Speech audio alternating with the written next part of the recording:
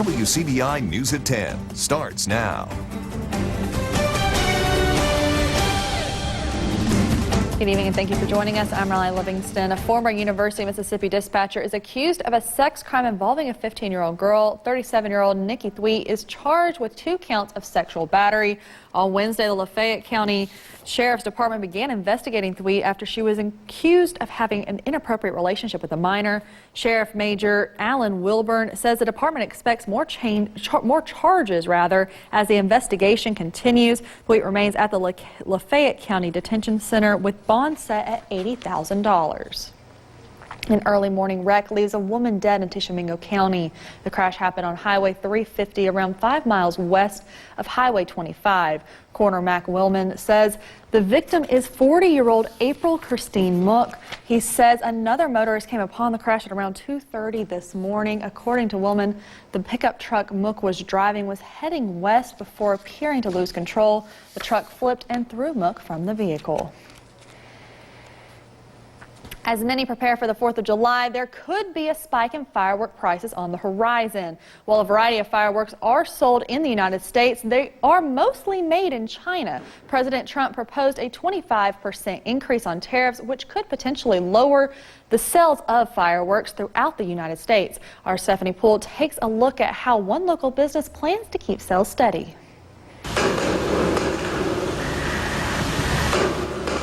Thousands are preparing for America's birthday celebration, but one tradition might be costly soon: fireworks.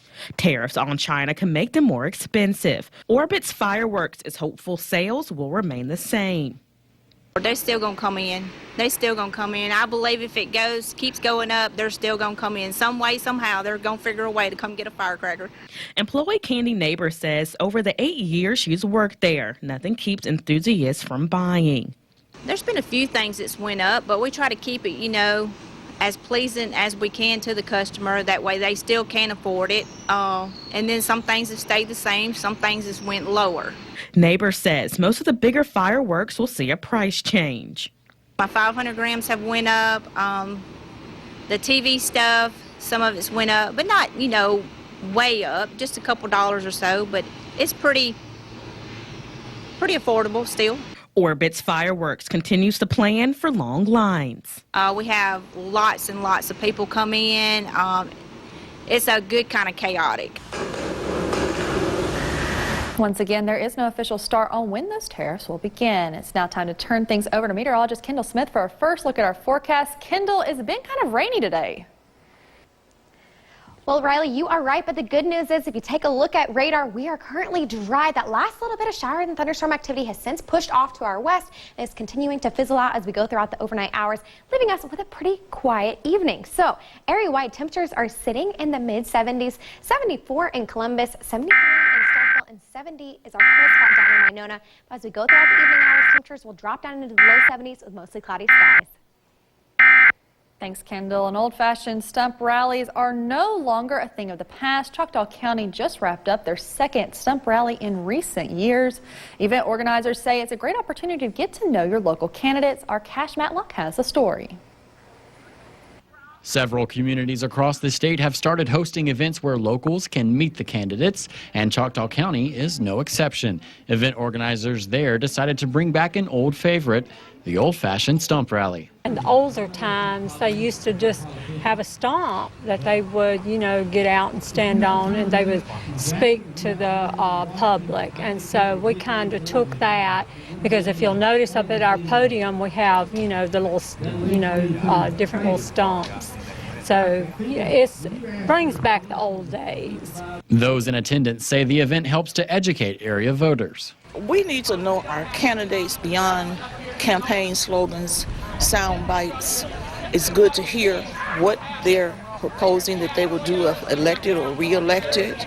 It's good to know those who have been in office, what is their history, what is their track records, what do they propose to change, how to better our community, our state, and even our nation. Because you can hear a lot of stuff, you can read a lot of signs, but actually getting to shake somebody's hand and talk to them means a lot. Tell you a lot about a person. So.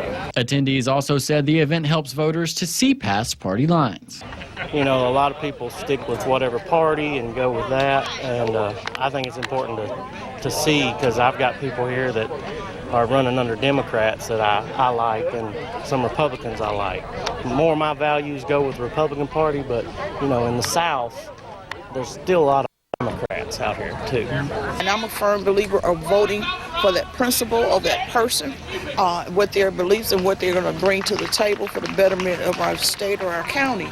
And unfortunately, because we're forced to vote either or party, people do vote because of a name or because of a party. Although stump rallies were once a popular way for candidates to get their message across, they lost traction through the years. Those in attendance say they hope that will all change very soon.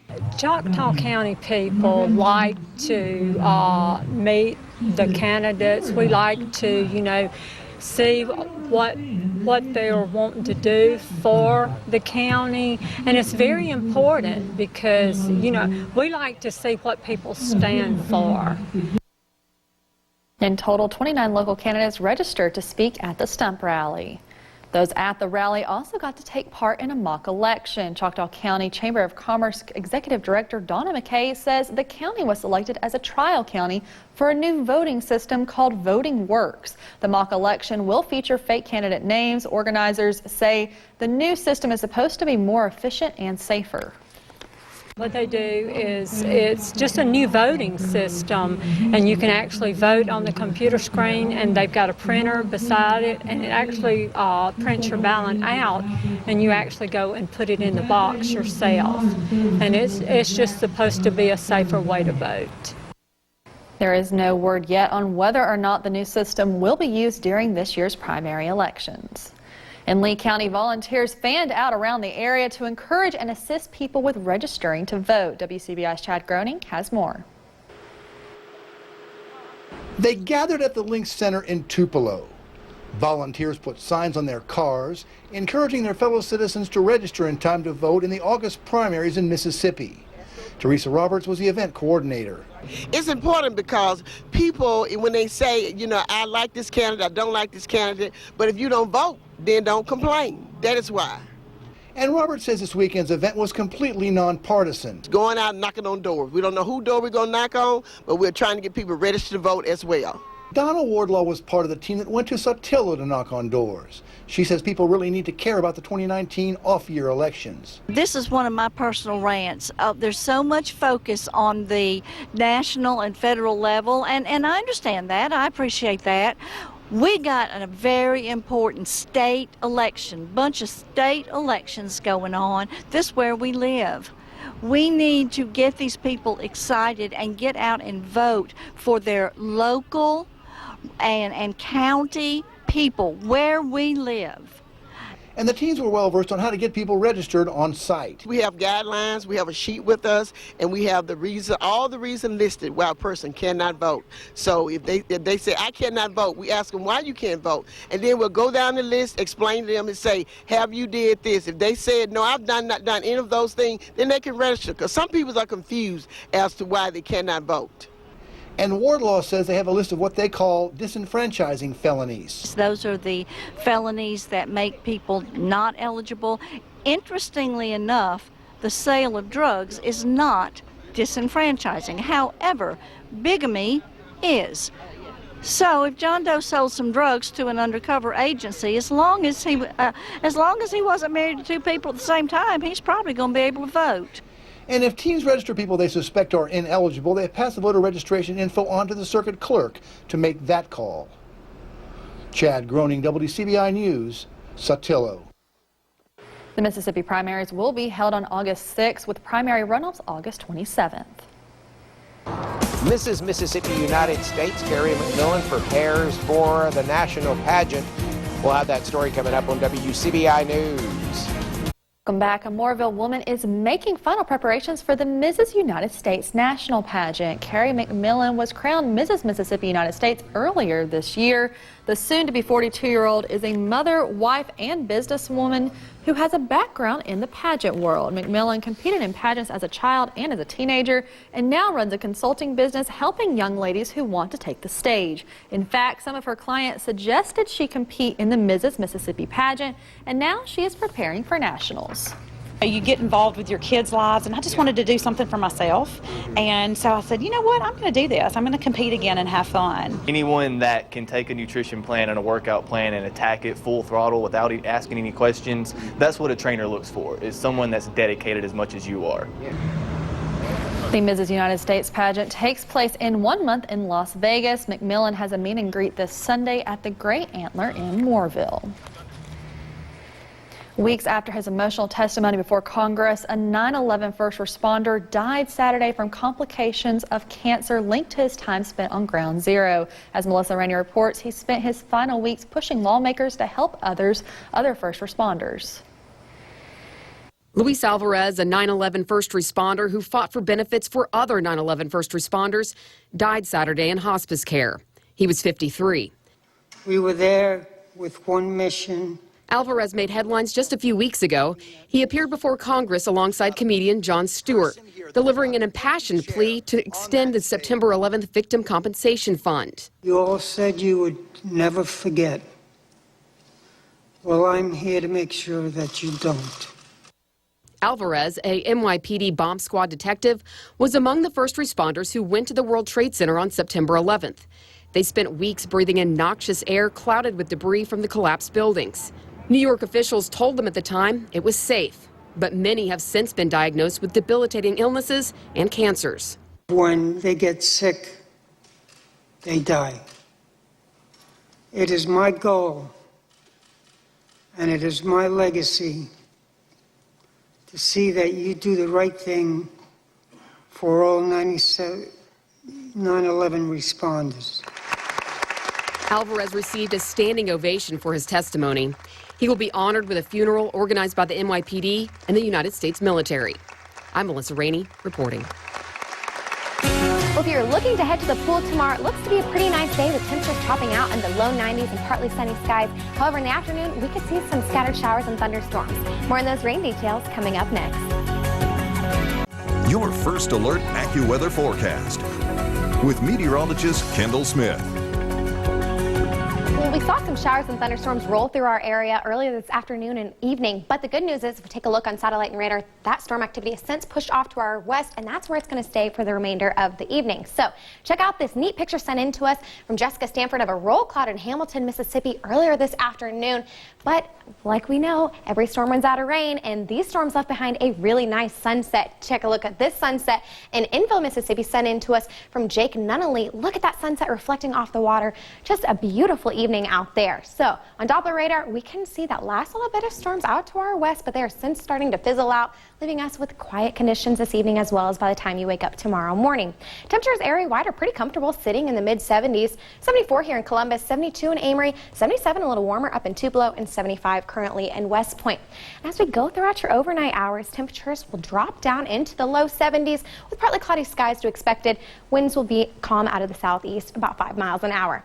So we are going to fizzle out that last little rain over the overnight hours, and then by the time you wake up tomorrow morning, we're just seeing partly cloudy skies area-wide. But then by lunchtime, we'll see those clouds start to move back in, and then by late afternoon, early evening, we could see our next batch of rain, just like kind of what we saw earlier today, with some scattered isolated showers and thunderstorms out there. And then we're going to dry things back out for your Sunday night. And this is going to be the trend over the next several days. But if you're hoping to go to the car wash, get your car wash over the next several days, looks to be good. We have about a 20 to 30% chance of rain each day. So you could, however, let Mother Nature do the car washing for you, but you just need to know that not all of us will see rain. So we are going to be dry on Monday morning, and then some shower activity will start to creep back in by the afternoon, evening hours, and then dry back out. Same song, different verse for Tuesday. And then we can see some showers move in on Tuesday evening, and then on Wednesday, we're going to continue this trend. This is pretty common for this time of the year, and we need this because some of our counties are starting to pop up on our drought monitor as being dry, not overly dry, but you know, we could use some rain. So area-wide temperatures will top out in the upper 80s and low 90s, 90 in West Point, 89 in Starkville, and 92 up in Tupelo tomorrow. We're going to keep this trend going over the next 7 days. Check this out. about a 20 to 30% chance of rain for the next several days. Temperatures will be in the low 90s, lows will be in the low 70s. But then for the 4th of July evening, we look to dry back out, and it'll be a nice Independence Day.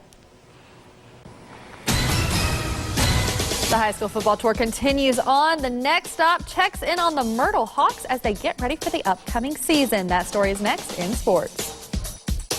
Your WCBI Sports with Courtney Robb.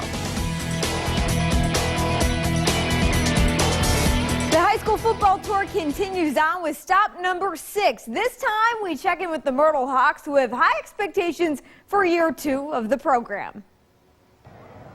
2018 will be remembered as a banner year in Myrtle Hawks history. Not only did the Hawks have its first ever varsity football season, but a winning season as well. Former assistant coach turned head coach Jeremy Smithy hopes that all of that early success won't hold them back in year 2. You know, these kids were successful last season, winning a lot of games by blowouts, which I hope didn't make them jaded on exactly how hard they have to work to win ball games. Felt good because I don't think a lot of people thought we couldn't do it, but we knew what we could do, and we knew what the kind of talent we had here and the way we were in the locker room. Even after just one season, the goals are set sky high. The Hawks are hoping to come into 2019 stronger than before with hopes of winning a state title. You would think that waving a state championship idea in front of kids who have never played in a division before would be a really big dream, but they seem to have kind of latched on to the idea that we've got enough talent to push ourselves in the playoffs and play deep in the playoffs. They estimate us like we're a little dog,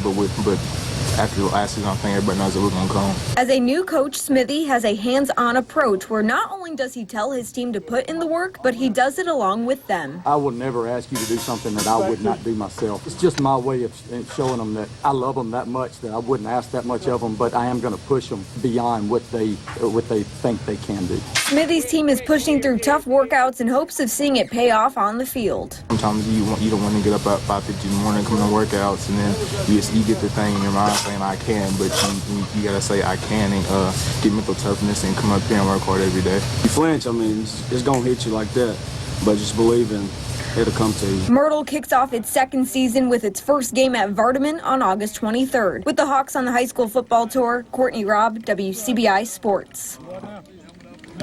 Well, we still have plenty more tour stops still to come over the next couple of months. The weekend will finish out with stop number 7, checking in on the TCPS Eagles, and then we kick next week off with the Knox Pater Tigers, followed by the Okolona Chieftains and the French Camp Panthers as we get back into Region 2-1A. For those keeping track at home, go to our Twitter and Facebook accounts at WCBI Endzone to see the schedule. And if you miss any stops along the way, you can always go watch them on our website at WCBI.com. A former Mississippi State Bulldog returns to teach local kids football fundamentals. I'll have more on that coming up after the break. Stay with us. The College World Series may have ended, but that doesn't mean Omaha isn't seeing any more action. The College Home Run Derby being held at TD Ameritrade Park. Ole Miss sophomore Tyler Keenan participating. After one round, Keenan finished in second place after knocking 12 bombs out of the park. He tacked on 13 more in round 2 to move on into the final round, and he added 15 more but would end the evening as the College Home Run Derby runner-up, finishing with 40 homers. Northern Kentucky's Griffin Dorsching earns the trophy this year. For the 7th straight year, Purnell McPhee returns to TCPS to host the Purnell McPhee and Friends football camp. The former ICC and MSU standout was joined by Anthony Booby Dixon, Johnny Cooks, and several others in teaching over 100 young players football fundamentals. McPhee, who signed a deal to rejoin the Baltimore Ravens this upcoming season, hopes he and the guys can at least make a difference in just one kid's life. We're going to help one kid out here. I know we're going to help one kid out of this bunch, and we can do that. That's what it's all about, giving them back, tell them how important it is, how to take care of everybody, how important it is to get education. Those type of things going to help one young man out here. And so that's why everybody out here know that we're going to help one kid, and that's our main goal. We all go through a journey in life, and hopefully I can teach them a technique or maybe get them some words that they can put in their toolbox that they can use that'll help them down the line. And that'd be my main focus. It's not just as to make them a better football player, but just make them better kids and help them with their life. Former Ole Miss guard Terrence Davis will have his shot at an NBA career. Davis has agreed to a deal with the Denver Nuggets for the upcoming Summer League in Las Vegas, where Davis will work at a chance for a roster position. Davis was a huge contributor to the Rebels' 2018-2019 season, averaging over 15 points per game, shooting 31% from beyond the arc and 77% at the free throw line. He currently ranks as Ole Miss's 12th all-time scorer and assisted in the team's first run in the NCAA tournament since 2015. Davis's Summer League battle begins on July 5th against the Phoenix Suns at 10:30 p.m. And speaking of the pros, here are some scores from the MLB this evening. The Atlanta Braves in New York taking on the Mets. 2 solo home runs for the Braves was the rally needed to pull off the 5-4 victory. It marks the 7th straight loss for the Mets, so you hate to see that. But the Cubs also playing on the road today, taking on the Cincinnati Reds. Javi Baez comes in clutch to hit a grand slam in Chicago. Well, they come out with a 6-run shutout victory over Cincinnati. The rubber match between the two will be on Sunday at noon. That's it for sports. We're going to take a quick break, but we'll be back with more. Stay with us. Well, we could see the chance for an isolated shower or thunderstorm over the next several days with temperatures in the low 90s. When you factor in the heat indexes, it could feel like the mid to upper 90s, and the lows will be in the low 70s. But the good news is by Thursday evening, those rain chances look like they will diminish, and we will have a pretty pleasant 4th of July. So that's good. That's very good. As long as it's not feeling like 100. I can deal with the mid-90s. The 100 is not so much fun. Yes, not so enjoyable. And I know we were talking about earlier, what's the humidity going to be like? It's going to be high, unfortunately. Make sure you have hairspray. Got it. We hope everyone has a great day, and we'll see you back here tomorrow.